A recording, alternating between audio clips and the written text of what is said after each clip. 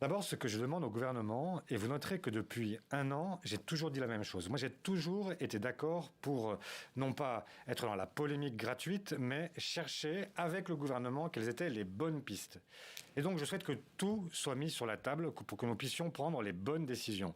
Et moi, je m'engage, au nom de mon parti, à faire en sorte que si nous arrivons à une décision conjointe, nous l'assumions avec le gouvernement. Pas simplement être toujours l'opposition qui râle, qui conteste, etc. Moi, je suis Donc prêt. vous souhaitez être consulté, c'est ce que vous demandez en fait. Je souhaite que d'abord tout soit mis sur la table. Parce que tout, c'est-à-dire, tous les chiffres, toutes les données. Les chiffres, les données. Comment vous expliquez, par exemple, que les notes du Conseil scientifique, qui avaient été, il y a 1 an, présentées comme l'instance de régulation par excellence, etc., maintenant, ils font des notes. On ne les a que 3 semaines, 1 mois après. Sauf que là, on connaît le taux d'incidence en Ile-de-France, on connaît les personnes en réanimation, les hospitalisations.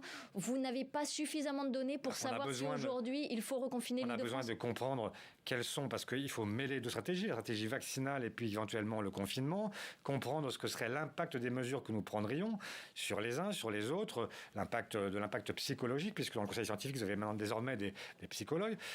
Moi, j'ai besoin d'avoir toutes ces données-là pour pouvoir faire la part du lion et comprendre à la fin ce que nous pouvons prendre comme décision. Olivier Faure, ce que j'espère. Vous avez vu les évacuations de malades, par exemple, vers des hôpitaux partout en France. Vous avez vu les cas, comme disait Brigitte, d'occurrences qui augmentent.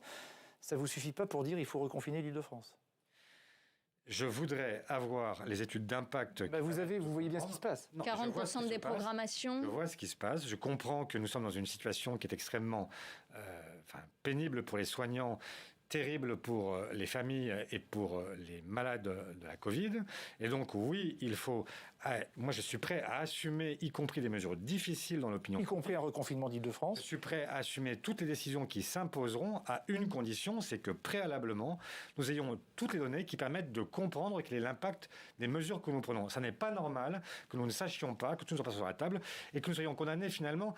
Pour l'instant, on a l'impression qu'on est là pour suivre les paris du président. Moi, je ne suis pas là pour suivre les paris du président, je suis là pour faire en sorte que les Françaises et les Français puissent vivre en sécurité sur le poste franciliens, en l'occurrence. Oui, en tout cas, jusqu'ici, le gouvernement a tenté de ne pas reconfiner l'Île-de-France. La ligne a été de dire que chaque jour sans reconfinement est un jour de gagner. Est-ce que vous êtes d'accord avec cela? Est-ce que c'est un jour de gagner? Non, je ne pense pas comme ça. Je pense que, justement, c'est ce que je viens de dire. C'est que moi, je ne suis pas là pour faire des paris. On est là pour faire... moi, je veux du solide, je veux du dur. Je veux que les gens comprennent que ce qu'on fait est la meilleure solution.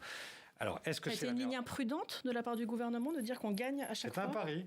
Et comme tous les paris, un jour on gagne, un jour on perd. Et là, en l'occurrence, c'est un pari perdu ou c'est pas un pari perdu? Ça veut dire que malheureusement, effectivement, on a aujourd'hui un président qui considère qu'il est épidémiologiste, qu'il est médecin, qu'il est, il est tout, puisqu'en fait, il est omniscient.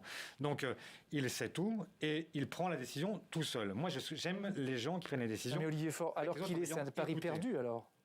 Mais je ne sais pas encore. Simplement, ce que je sais, c'est que ce que je vois, c'est que parfois, quand on confine tôt, eh bien, on confine moins longtemps que quand on confine tard.